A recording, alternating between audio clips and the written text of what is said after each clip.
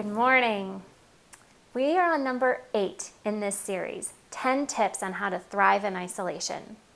So how are you doing? Have you been encouraged? Which of the first 7 tips have been most helpful to you? Is there one or two that would be good to listen to again? Consider these your personal pep talks at your fingertips when you need them. There are podcasts and series that others have done that I keep going back to time and again because I need the reminders, the encouragement, or the motivation they provide. So when isolation and social distancing start to get you down, you can keep coming back to these 10 tips. Remember, you are not alone, and you can live through this time in history well.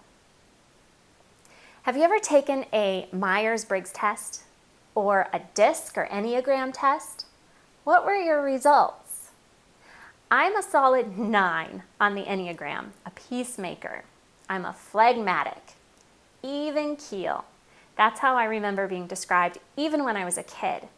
Rarely given to too high of highs or too low of lows. The downside for me is that sometimes I can let the phlegmatic, practical self in me undermine my chance at just having some fun.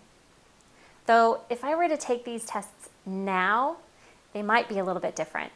But I need to be aware of how my personality affects my family, especially when we are all in isolation together. I don't want to let my lack of enthusiasm act like cold water to the blaze of enthusiasm in my kids. How does your personality affect the culture of your home?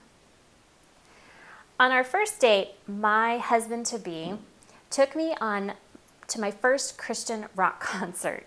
We saw Third Day. He cheered loudly, sang along, jumped at the high energy songs, and shouted for the encore. Wow, this man was full of life and energy, and I had fun. I knew that life with this man would not be boring, and I was right. His presence in our home makes everything more fun. Our kids have thankfully inherited his sense of humor and fun and energy. Our dinner table is often full of laughter. Our son tells silly, witty jokes. Our daughter makes up table games, that's what she calls them, and my husband's ability to make puns and jokes from the most innocent of statements keeps us all laughing or rolling our eyes with grins. I love my family. I love their unique laughs. I love their smiles and shoulder-shaking giggles, the kind that you just can't control. We sing karaoke and we watch old episodes of Get Smart, and we have push-up contests. Last week, we finally decided to get cornhole. It's a yard game that puts all of us on a somewhat even playing field. I am eternally thankful for my family and the fun that they create. So here's my tip for today. It is have fun. So you're isolated from your usual go-to fun activities and people. Now is your opportunity to reimagine fun. Reimagine your home. Reimagine your yard. What fun, silly, adventurous, creative ways can you find to have fun with one another? Remember those times when there's a big thunderstorm and the electricity goes out? Our kids think that's the greatest thing ever. We clamor for the candles and their imaginations kick into overdrive. We can cook on the fire pit, they say. We can play board games all night. We can have a camp out in the living room. Thankfully, we have yet to have to sleep in the living room on the floor all night long. But you get the idea.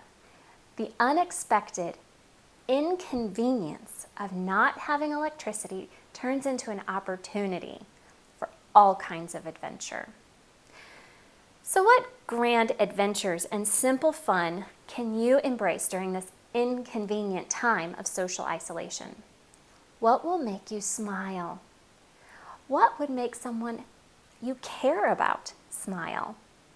What will help you and your loved ones laugh? Embrace these. After all, laughter is very good medicine. Until tomorrow, I hope you see what God has placed in your life to bless your soul.